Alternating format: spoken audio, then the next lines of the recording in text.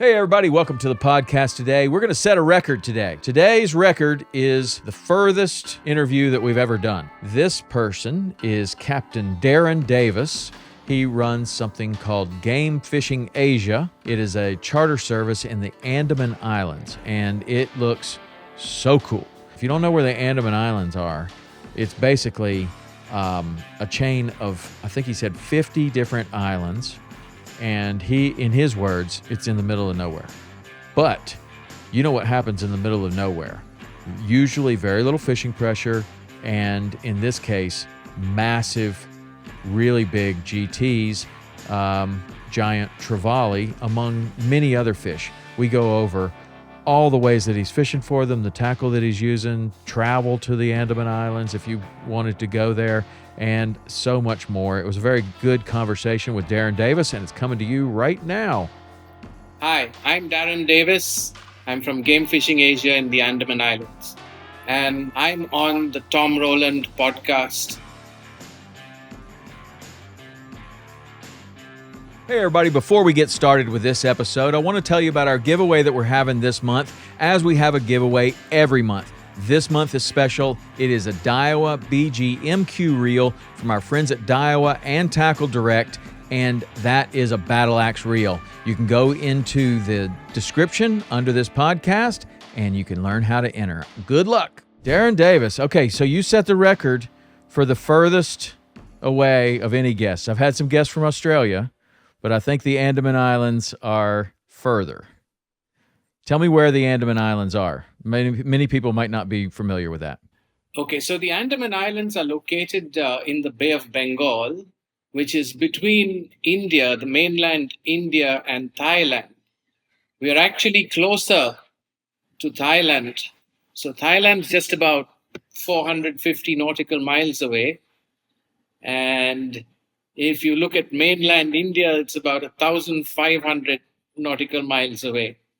So we are pretty much in the middle of nowhere. Yeah. And it's a volcanic chain of islands. So it's a very special place to All fish. Atolls, the volcanic chain of islands, would that be atolls? No, in fact, this is more, you see, the Andaman Island chain, if you look at the map, is divided into the Andamans in the north and then the Nicobars as you go further south. Okay. Now, the Andaman Islands are pure volcanic. So you've got, it's Newfold Mountains. This range goes all the way from Indonesia into the Himalayas. So it's where it's like a parallel mountain range that has formed a chain of islands. And these are volcanic islands. So it's mainly rocky outcrops, coral reefs, deep drop-offs, passages between islands. So it's ideal territory, basically. Wow. And then what's the water depth just off the beach there? Does it drop off significantly? So we've got shallows. So we've got channels between islands, and you can get pretty shallow sail from about 11, 12 meters, something like that, even less than that in places. But then once you hit the drop-offs, we're looking at going down to about over 2,000 meters. Wow, and then it just comes vertically up again where you've got undersea mounts and parallel bridges. So there's a lot of undiscovered waters still in the area. Wow. And so how long have you been fishing there? My first trip over to the Andaman Islands was 2005. So that's about 18 years now. 18 years. Wow, that's awesome. So you there's enough tourism in the Andaman Islands and enough people that want to fish that you can support your guide service there? Yeah, see, so we were one of the first people to start. In fact, in India, if I have to go back, I was first doing a lot of river fishing, freshwater fishing. And, when extreme tropical fishing was just about getting started out, is when I made my first trip across to the Andamans.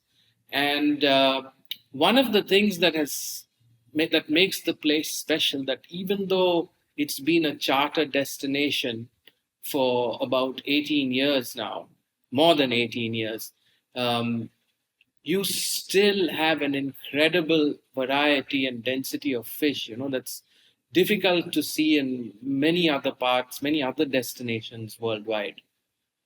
Yeah. Okay, so I want to get to all the things that you're fishing for, but we have a segment on the show that we call the hot seat, and it's going to be a good way for the guests to get to know you and for me to get to know you a little bit. So I'm going to ask you a series of questions, and just whichever one you think, it's kind of either or questions. Whichever one you think, you just say. There's no right answer. Okay, so it usually takes about a minute. All right. And we're going to go for the hot seat right now. Okay, you ready? Chocolate or Yep. vanilla? Vanilla. Android or iPhone? iPhone. Favorite fish? Dogtooth tuna. Nice. Piece of technology you rely on heavily? GPS. One thing you're afraid of? Shark.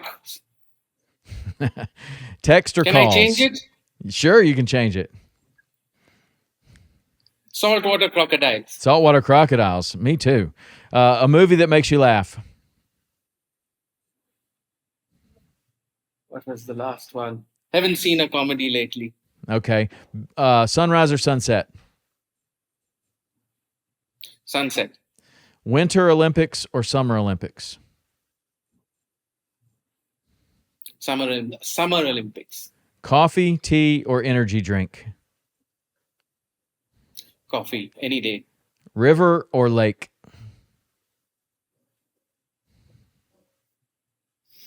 Lake. Spinning rod or conventional? And I'll tell you why later. Okay. Spinning rod or conventional? Say that again, Tom. Spinning rod or conventional tackle? Both. Both. Okay. Good. You made it through. Okay, cool. So, why a lake? Or no, why a river? What did you say? A river or a lake? I said lake. The reason why is I've started fishing freshwater for snakehead, Okay. which I think is an invasive species in It the is. States. It And is invasive, we've but it's been very fishing- popular. We've been fishing snakehead here for the last, I don't know, I think I grew up fishing snakehead, so maybe 30 odd years. And some of the best snakehead fishing that we have is in big man-made reservoirs. Okay. So that's why I chose a lake over a river. Now, with your snakehead, that's a native species where you were fishing for them. Is that correct? Yes. Okay. Yes. And Yes. how big would they get in their native range? So the biggest ones we've got is about in the 13 to 15 pound range. Okay. And I have seen pictures of those that are up to about 20 pounds. Wow. That's really big. I don't believe that they get that big here. They're moving around. They're especially in the state of Florida. There's a lot of them. It's warm, and but I don't think they get that big. I think that would be a outsized one here. That would be cool. So what's the tactic for fishing for the big snakeheads where you were fishing? Well, we use very similar gear to what you'll use for bass. It's the spros and the bronze-eye frogs and the poppers with a bait casting setup. We sometimes use spinner baits or even just the plain old Colorado blades with homemade spinners. It's pretty simple actually, but it just depends where you're fishing them, what kind of structure you have. Mm-hmm. Some of the lakes and reservoirs, there's a lot of sunken trees and rocky areas. So it just depends, where you are. If you're fishing heavily covered waters, then you'd use more of the frog. Or it depends where the fish are holding. Really, if they want to stay below the surface and not come up for surface lures, then of course you'd want to fish deeper and maybe even go on to your crankbaits and stuff Right. like that. What But otherwise, yeah. what is the native range? Where were you fishing them? What country? I fished for snakehead mainly India now, India. mainly in India. Okay. Very cool. Yeah, Okay, yeah. so you were kind of a freshwater guide. You're fishing for snakehead. What other species were you fishing for in India? Well, I used to fish for the Mahseer. You Okay. heard of the Oh, the Mahseer, the Mahseer. humpback? Yes. Tell me Yes. about that fish. That is a fish that so many fly anglers here in the United States have at the very top of their list. And tell me about that fish. What makes that fish special? Okay, so there's two types of Mahseer that we have, okay, which are mainly sought after by the sport fishing fraternity, as it were. There's the southern Mahseer, which is the humpback Mahseer, and that's the biggest one. That goes to over 100 pounds. Now, those unfortunately have become really rare to find, and you're not really allowed to fish for them anymore. This is the golden Mahseer that I'm talking about. And then as you go towards northern India, you have the Himalayan golden Mahseer. And that is a fish which stays in glacial fed rivers, colder running water. And that's the one which a lot of anglers attempt to catch on fly, spinner, hard body lure, and so forth. The main difference between the two of them is this: the southern Mahseer was more of a fish that would take live bait or, like carp baits, Mm-hmm. whereas the northern Mahseer is more predatory, will take lures more actively. So That's that's about it with the Mahseer fishing. It's quite tough. It's difficult, not easy. yeah. Um, you need to spend a lot of time, effort. Your fishing trip can go off if you have rains up in the Himalayas. The water turns chocolate and muddy, and you could lose out on a whole trip. So a lot of luck comes into play. Yeah. I've heard that there's a lot of fishing rights that is a difficult thing to kind of be able to fish where those fish are. That a lot of that is private land and not and anglers are not able to get in there. Is that true or not? I've even heard that royalty of sorts owns most of the places that are really good to fish. But I don't know. I've never fished for the Mahseer, but I would love to. So these are just the things that some of my clients have told me. See, what happens with the Mahseer and its habitat is mainly through protected forest areas, which go into reserve forest or national park. And getting permits to actually fish these areas is not something that's easy to come by with the laws that we have in place. Where you can fish for the Mahseer would be in places outside the reserve area, which is where they are also susceptible to being, fished by other methods if they are not Mm-hmm. protected. So, in effect, being able to protect the fish has been an ongoing issue, and getting places within or from different states where they actually allow you to fish for the fish for the Mahseer within protected or reserve forest has been the biggest challenge so far.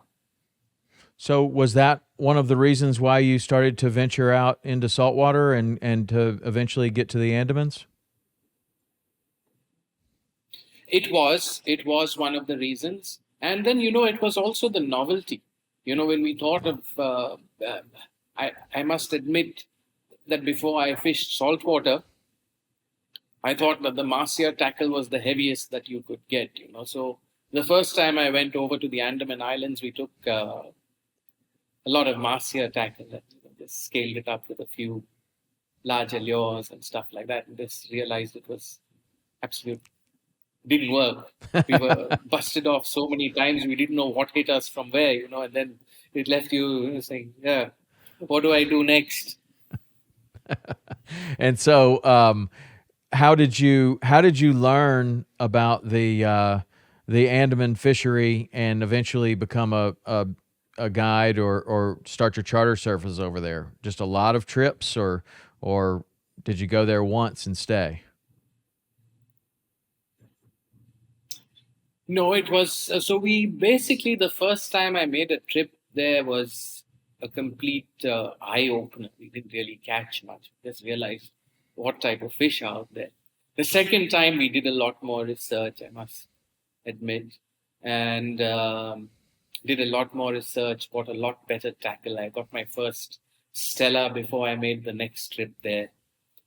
But again, even the second trip, we fished off a local boat. And that I must say was interesting because you're trying to fight GTs and cast of this wooden boat, long canoe dugout.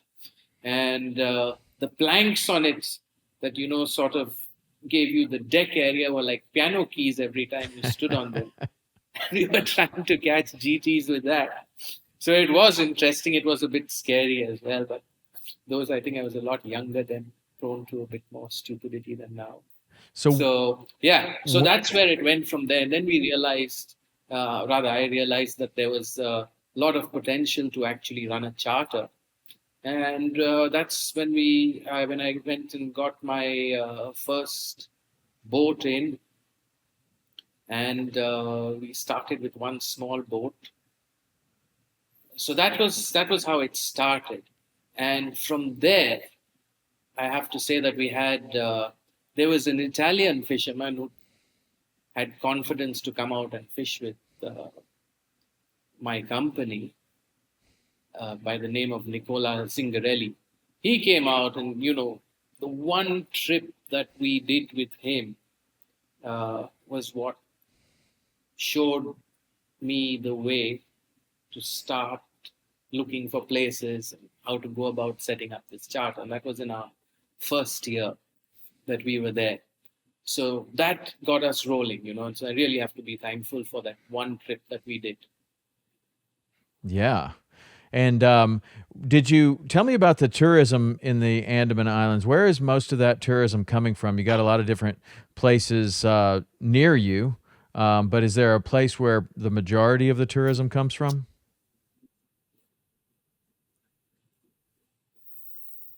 Or your Um, anglers? See, before, and I would say um, we have to look at it over time.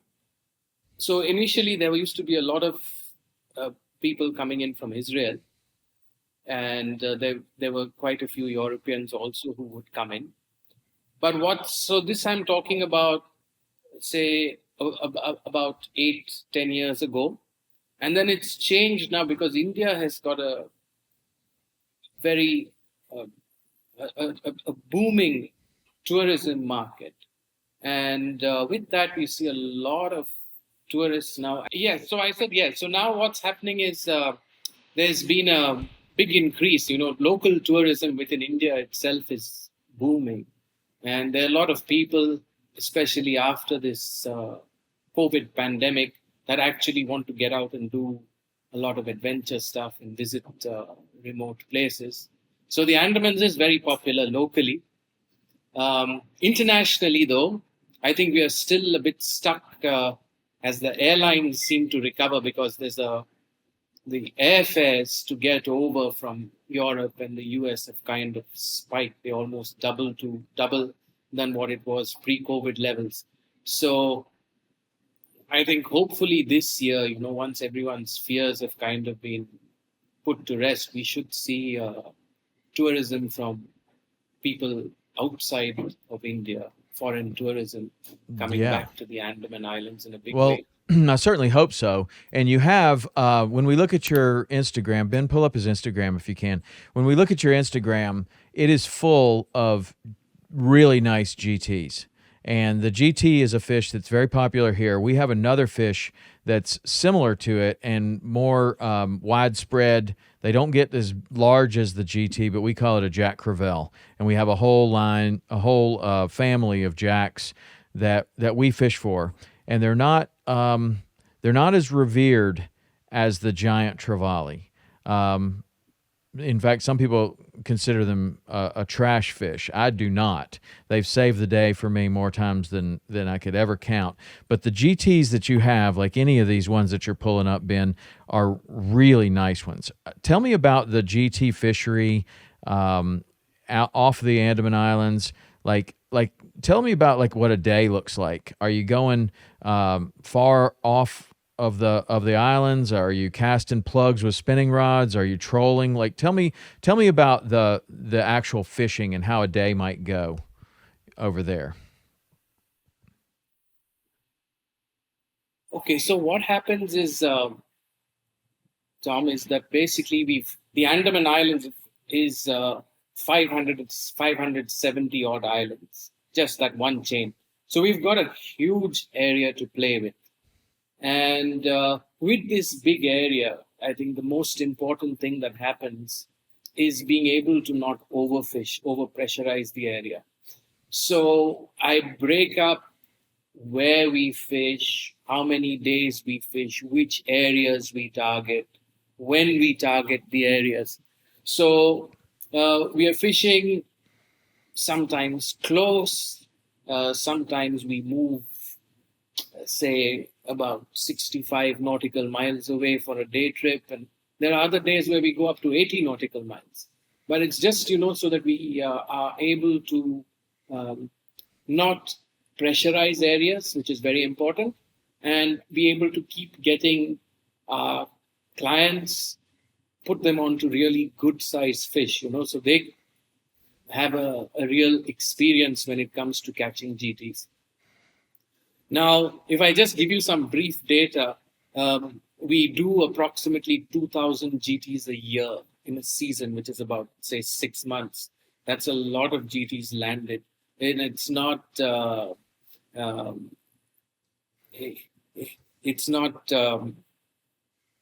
you think about the number of fish that are missed or hookup missed and stuff, the number is far more than that.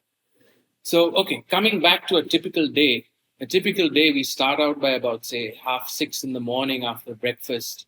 And then most of the times, I think the minimum run that we do to get to the closest spots depends where we are. If we are based out of Port Blair, or, base yourself further south or more north, generally the average run would be about 45 minutes to an hour to the nearest spot. And then what we do, a general day goes, we try to optimize the fishing time in such a way that we are on the best spots at the best times. Because 3 things: you want to have current, structure, and bait.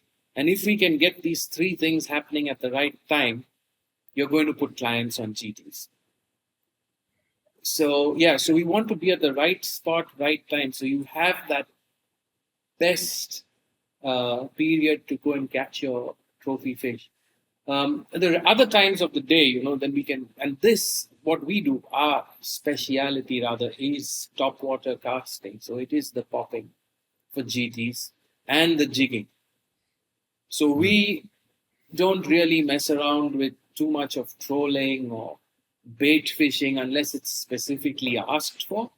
So a lot of this fishing is actually knowing the area intimately and being able to hunt your fish, because I think the most important thing with this type of fishing is the visual aspect of it. And that's what keeps bringing people back because there's nothing like looking at a monster GT just make a lure disappear. It's there 1 minute and then the next minute it's gone, and, mayhem has happened. Yeah. They've got people clinging on for dear life, and if they get through those first few seconds, then there's... It's such an amazing fish. I've had the opportunity to fish for him in a couple of different places. In Christmas Island, that's way out kind of towards Fiji, and then also in Australia. Yeah. But the ones that are on your Instagram, what was your average fish, your GT? Let's just talk about GTs right now. What do you think the average GT that you're catching out of these 2,000, what do you think the average weight is? So when we talk of averages, I'd say the average size is between 10 and 15 kilos. And I think that is because there's just like, I think the Andaman Islands are a breeding ground for them. You then start to see, like in a season, we catch maybe about 60, 70 fish that are over 30 kilos, and probably about 40 to 45 that are over the 40, 50 kilo mark. 50 So when you look kilos. at that, yeah. 50 kilos, 110 pounds. That's amazing. 110 pound GT. Okay, so I have so many questions, but go ahead and tell me more about the different sizes of fish that you're catching. And I'm assuming that they're just like any other fish. There are certain times of the year that are a little more conducive to catching the big ones than other times of the year, or certain places or certain weather conditions that allow you to get to where the big ones are. But that would be interesting to know as well. Yeah, it's quite complicated actually, because we have, and these fish move around. I mean, there's no fish that just stay in one place throughout the season. They keep moving around, and apparently GTs have a range of about 600 miles. So they can move significant distances, and it's also a fish that you can find in about 120 meters water depth to 3 meters water depth, or meter and a half water depth. So there's a big range that you can find the fish. But generally, what happens is, we in the Andaman Islands, at least, we get a lot of because it's part of the Bay of Bengal.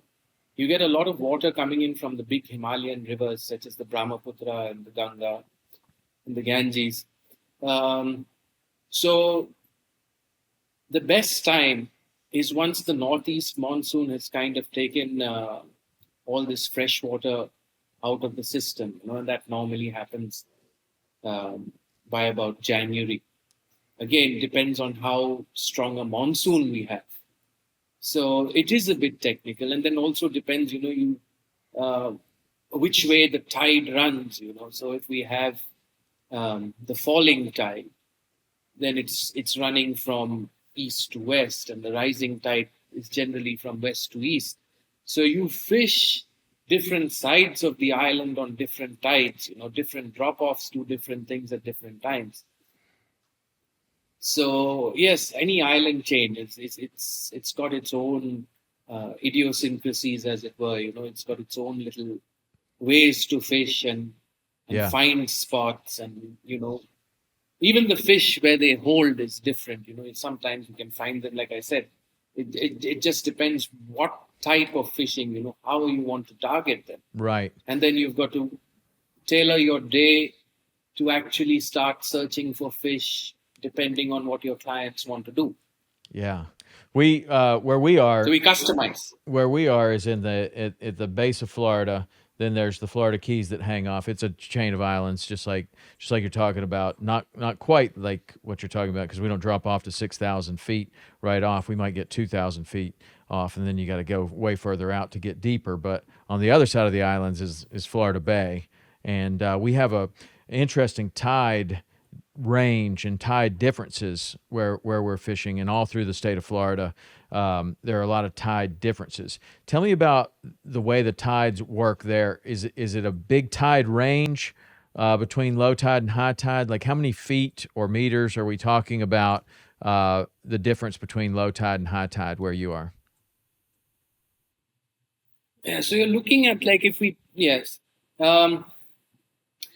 so the way the tide range is, it's roughly about 6 hours, 12 hours, but 6 hours one tide high, 6 hours to high, 6 hours to low. So you have roughly 4 tides in a day. Mm-hmm.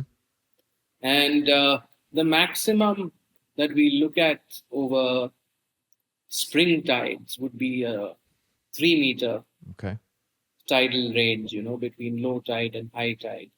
And 3 meters, but you know what, when you have to look at it, you look at it in the context of an island, and you look at it in the context of passages, channels between islands and drop-offs, and that actually can on some days, maybe be around 3.5 knots of current with the tidal range. The current is what plays the biggest part because it's water movement. Yes.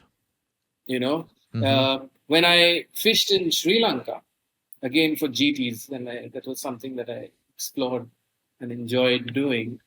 The maximum tidal range, because it's part of the Indian Oceans, right on the Indian Ocean, was 50 centimeters. That's not even a foot and a half, just Yeah. about over a foot and a half on spring tides. And it didn't make a difference because they weren't, the fish there didn't feed on your tides. They fed more on ocean current. They have Uh-huh. ocean current Ocean going over the currents. reef, you catch fish. And if you didn't, there were no fish. Right. So Yes. very different. Each of these places is incredibly different. And one of the things I picked up on which I was fishing there, which is really interesting, is if you have a freshwater system that empties into the sea or it's got tidal flow going in and out, Yes. then that's the area that you want to fish, when you've got these small change of tides and stuff like that. Yes. So, and it worked. We put it to great use fishing in the Andaman Islands. Yeah. That's fantastic. That those estuary areas where the rivers come in, they're also great where we are, as well. Those are fantastic areas where you have a river coming in, and that's what I did in Australia. I was at the Bay of Carpentaria at the top of Australia, and there are rivers that just flow right in, and we would fish every single one of those river mouths, and that was where we got some of the best fishing. That wasn't where we caught the GTs, but it was where we caught many of the other fish that they have there. Tell me about the tackle that you're using when you're casting lures for these fish that you might catch a 110-pound GT. What can you go over your rig and just what you're using, what knots, everything? I mean, we've got some very avid fishermen on here that would love to hear what the rig looks like for those big GT. Okay, so when it comes to GTs, I would say that you don't want to mess around. I mean, there are people who've caught GTs on light tackle, but I've seen just far too many bust off, or even if you manage to land it, the fight is so long that you actually end up, the fish doesn't make it. Right. So a GT fight is brutal, it's short, and it's really, really tough on your tackle. Okay, so if your tackle has got the smallest glitch or it's not up to the mark in some small way, it's going to be found out. Personally, I think let's start with the reels. Either the Shimano Stellas or the DAIWA Saltigers would be about the best that you could use. It's what I use personally. Fishing Yeah, I love that rod Saltiga. wise, Saltiga. Yeah. Fishing rod wise, I would say there are a lot of Japanese manufacturers that are really good. You've got your ripple fishers. What about just the length your and the weight of the rod, like the length and the action of the rod? What are you looking for with one that you're going to throw the lures with? I would say lengthwise, you're looking at least 7.5 feet because you want Okay. a stiff action, a fast action. It should have not much, shouldn't be a slow taper because the whole thing about casting poppers, stick baits is again different. You want the rod to have flex because that's what imparts the action into the lure. But with poppers, you want a stiff rod, a fast action. Both your rods, I would say the minimum length for this type of fishing is about 7.5 feet. The rating, we normally talk in terms of PE line. So if I say PE line, we're talking about minimum 80 pound. Okay. I prefer 100. But again, it also depends on an angler's ability to use heavier stuff. So if you can use, say, P10, P12, which is 130, 150 pound braided line, all day, mind you, when I talk about this type of fishing, it's it's a brutal day because it starts about 7:38 in the morning. You don't come back. If you leave at 6 in the morning and you're back by 5 in the evening, you've been out in a tropical furnace casting these lures that, weigh up to, say, 200 grams each. And you don't know when you're going to get a strike from a GT that's going to really fight you hard for at least 10 minutes. So it takes it out of you.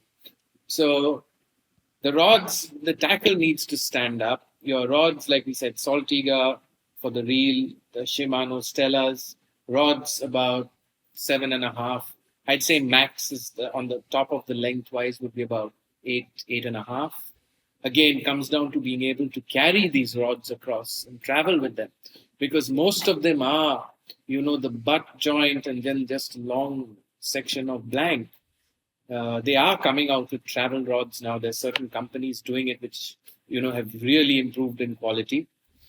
So that would make things a lot easier to use. The lures, like I said, I would say you start off at about 130 grams because you want your poppers to actually create that splash.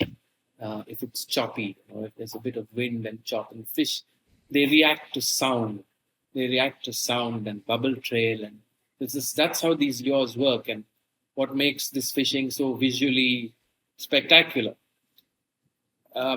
So your stick baits as well, you can have anything from about 110 grams going all the way up to about 200, 250. And again, coming back to capability of what, as an angler coming out, can, actually use for 5 or 6 days. With the lines, I would say 100-pound braid minimum.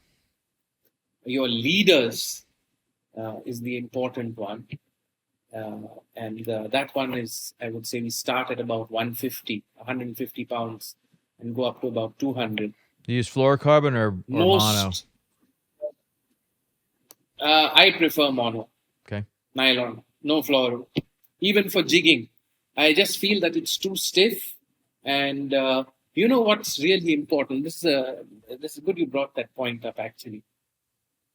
You need to have some flex or some kind of elasticity in the system. And now when you talk about 100-pound braided line, 200-pound leader tied together with an FG knot, you've really not got any stretch in the system.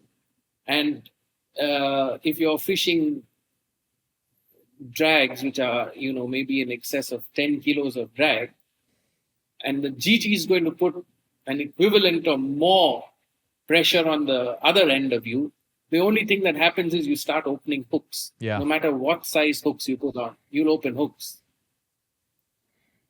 So you need to be able to put in some kind of stretch into the system.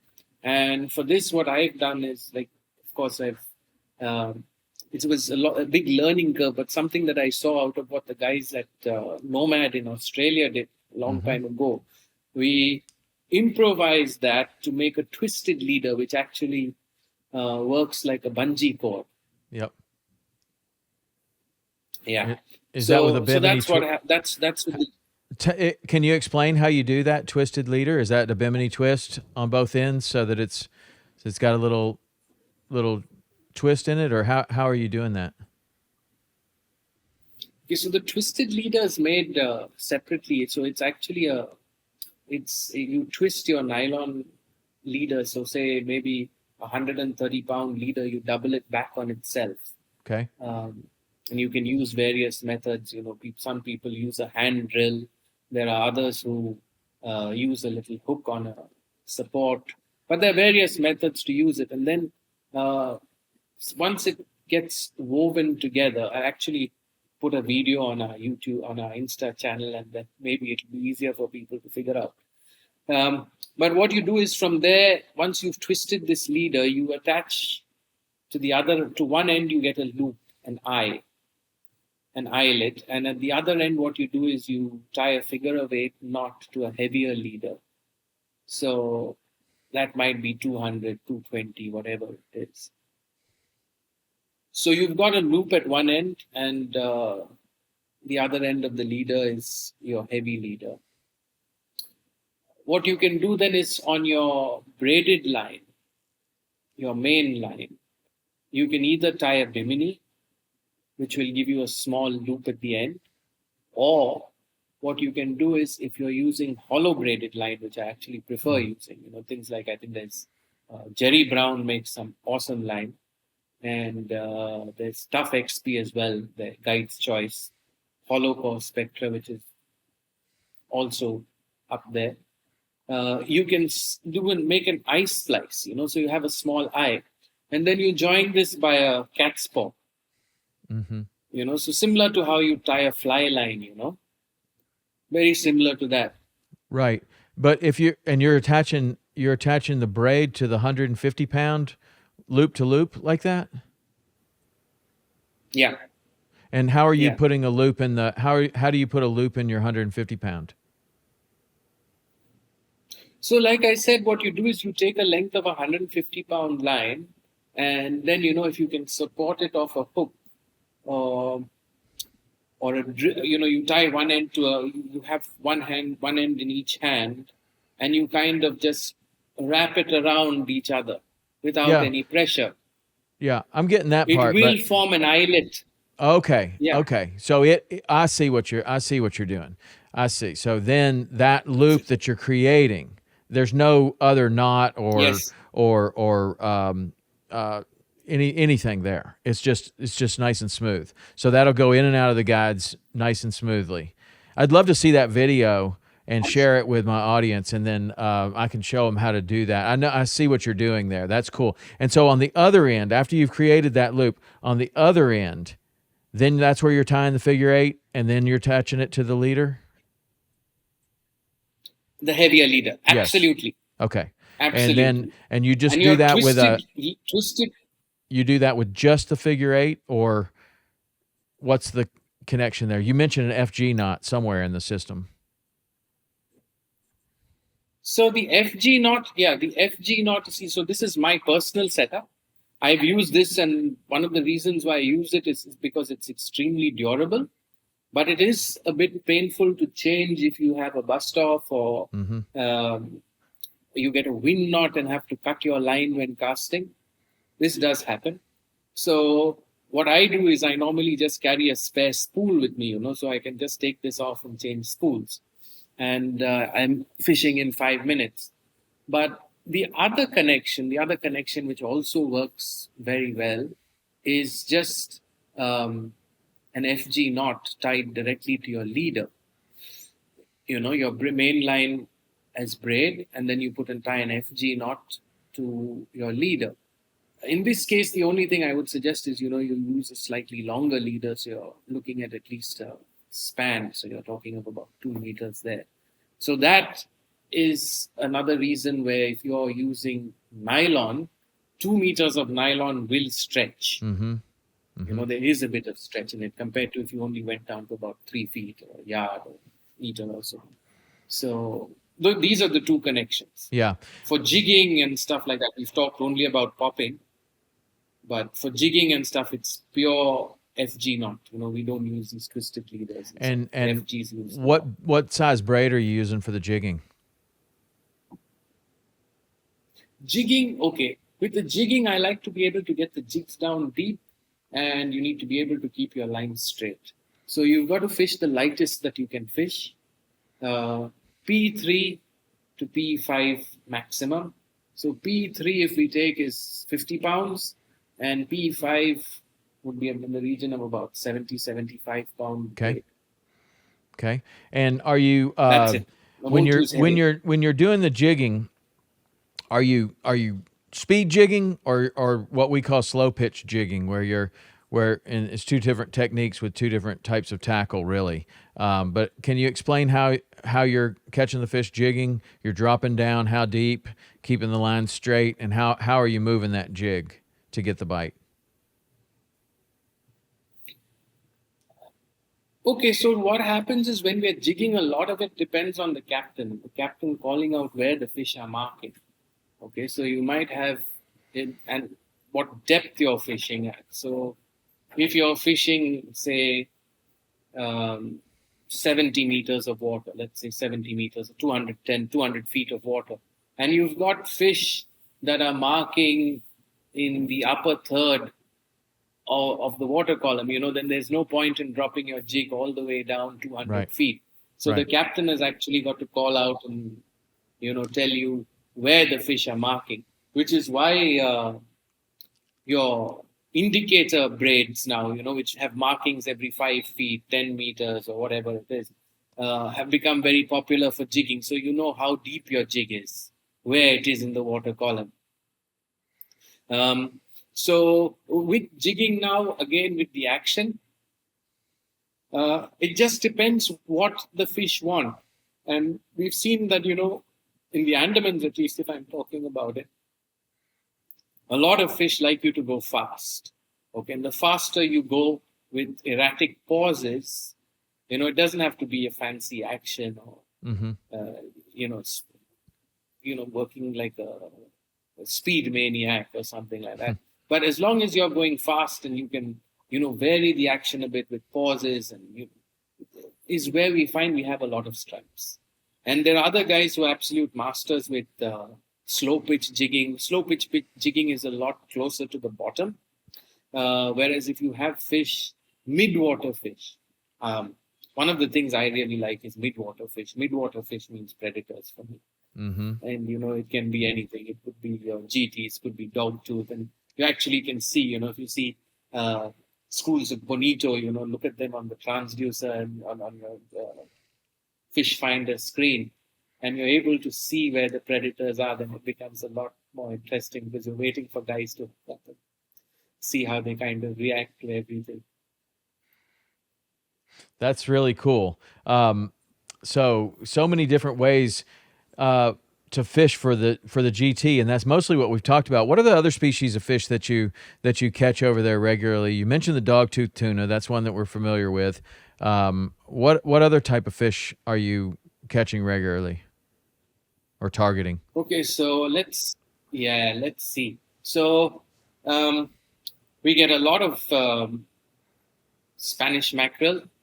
Then we get a whole lot of groupers, all the way from your red coral trout, your saddleback grouper, to the Goliath groupers. I think we've caught one on jig that was about 180 kilos. 180 which kilos. is like what, close to 400 pounds? Yeah, 400 pounds. Yeah. Now, they had a fish. Yeah, Now, we so- have a Goliath grouper in Florida. And then when I went to Australia, they called it a Queensland groper. It looked almost exactly the same. And so the fish that you're calling a Goliath grouper, are you familiar with what we call a Goliath grouper, and how similar do you think those fish are? Are they the same fish or slightly different? It's slightly different. In fact, if you scroll down on our page, there's a picture of one of those See if you can find massive that, Ben, Goliath groupers. on the Instagram, Ben. It's slightly different because Scroll down. Go ahead. I'm sorry. these have got the fins, and the tail have got a gold band. It's just like a little band. Oh, That's gold one of band. the ways to. Yeah, I think you'd have to scroll a lot further down. It says it's way down there. Oh, sailfish, huh? You have sailfish? Yes, we catch sailfish. Then you've got a whole lot of reef species. What about marlin species? Jobfish. Oh, okay. Marlin we've got the black and the blue. Okay. In fact, I've caught a couple, but it's not something that we do very seriously. It's only when people come and ask us. And trevallies, within the trevallies itself, you've got a whole lot of trevallies. It's bluefin trevally and gold spot trevally, golden trevally. There's so many. Have we passed it yet, you think? So, You say got that a lot again, of- Tom? Have we passed the Goliath over here on your Instagram? Can you see the Instagram? I don't think so. Okay. Yeah, There's I a can lot of see it. I really just let me see. interesting looking fish here. Like that almost looks like a Goliath. What is that one that is it just went out? That is Bohar snapper. And what about that one right there? That one that he's got the. That's a normal tiger. That's a normal grouper. Okay, keep going down, Ben. That's not Goliath. Really, really cool fish. Tons of GTs. There's no question about that. That is again yeah. Now this looks like that one right there with the yellow shirt, Ben. You see the one not right there. That has a lot of markings similar to a lot of our groupers. What is that one called? Yes. That's again normal. That's a normal grouper. rock grouper. Okay. So Yeah. we'll get to this real big Goliath here. I want to see how that's different, because that was one of the things that I thought was the most interesting about going to Australia were the differences in the fish. And there would be these fish that like a Spanish mackerel, for example. What I believe that you're calling a Spanish mackerel is much more similar to our wahoo than it is what we call a Spanish mackerel. They get big, probably like, I don't know, 50 or 60 pounds, probably. I think really Ben good has- eating fish. But we would also have these other fish. Now that's a cool one. That yellow, that one, Ben, right there. What do you call that? Yes, that is saddleback. Saddleback. That's saddleback grouper. Wow, that is a beautiful fish. Do you eat those? They are quite good. That is eating. a beautiful I fish. think Ben has passed. Ben passed it? Yeah. All right, he'll start scrolling up, I'm and if you trying see to it, pull it up on. if you see it, you can stop him. But just so many really, really cool fish that you have here. It would be so amazing to come over there and do that fishing. So we're gonna watch the airplane tickets and see how we can get over there to see you. Wow, amazing stuff. Amazing stuff. When you're talking about a couple more questions I have. When you're talking about these big GTs, and I was going to ask you what the weak link was in your system, because I kind of already knew that it was going to be the hook. Are you changing out the hooks on your plugs? Have you found hooks that will stand up to these fish? What's the hook situation for you? Yeah. Very quickly, Tom, I found that post on the grouper. It's dated the 9th of February 2019. Okay, see if you So can find if that one, Ben Ben. can just see that on our 9th of February 2019 Okay, is the post. he's looking for it. That's- He'll get yeah. that. Yeah. So coming back to the hooks, we change all the hooks. I never use any standard hooks. BKK is now making some good hooks for this. Owners were good. Then I think Gamakatsu's are another good brand. Mm-hmm. So hooks are very important. Super. Very, very important. And the other thing is, there Is that it? it is. That's the And so grouper that's we're what you're talking calling the Goliath grouper? That's what you call a Goliath grouper? about. Yeah. It's Yes. We have a fish. See if you can pull up our Goliath grouper. Look up a Florida Goliath grouper, Ben.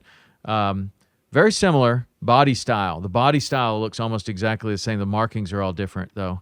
And that, I think, looks a lot more like the Queensland groper that I caught in Australia. Interesting, though. I love how you'll have these fish that are just slightly different, but they have many of the same habits. You can find them in many of the same places, but they're just different in one place or another. And some of them, like some of the fish that we found were really difficult to catch here, weren't difficult to catch in Australia. So that was a blast for us, because like the permit is a really hard fish for us to catch. But over there, they weren't that hard. So we could catch multiples there. So that's a pretty good shot of one of our Goliaths. But a lot of times the markings you can see on the tail, where there's the kind of the yellow markings and then the dark bands, and that'll go all the way through the fish. See if you can find one that's more lit up there, Ben. and they'll get as big as those other ones that you caught in Florida. Really cool fish. Okay, so the last question I'm going to ask you, and I would add this to the hot seat. I asked you what your favorite fish was, and you said dogtooth tuna. But then we started talking about Mahseer and GTs. So between the GT and the Mahseer, which one is your favorite? The GT. Yeah, yeah. And then between the GT and the dogtooth? I'll pick the dogtooth. The GT is easier to catch. Okay. The dogtooth is much more difficult. I think you land about 10% of, if you're lucky, of what you hook. So dogtooth is up there. It's just a brutal fish. GT you land. GT you can, after a while you'll be able to figure out how to do GTs, but the dogtooth is, everything has to be just right. And if everything is just right, the sharks might get them. So, wow, that's a fish that's very high on my list, my life list of fish to catch. I've not caught a dogtooth tuna. It's one that I definitely want to catch, and have some spearfishing friends that they actually spearfish the dogtooth tuna. If you can believe that, it's tough, but they get them.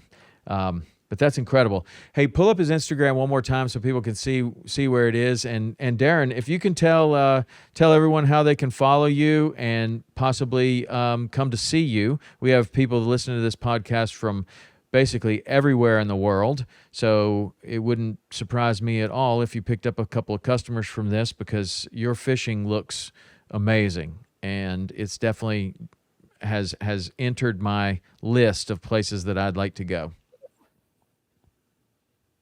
Yeah, we'd be happy to have you over, Tom. Anytime. Well, tell everybody how they can.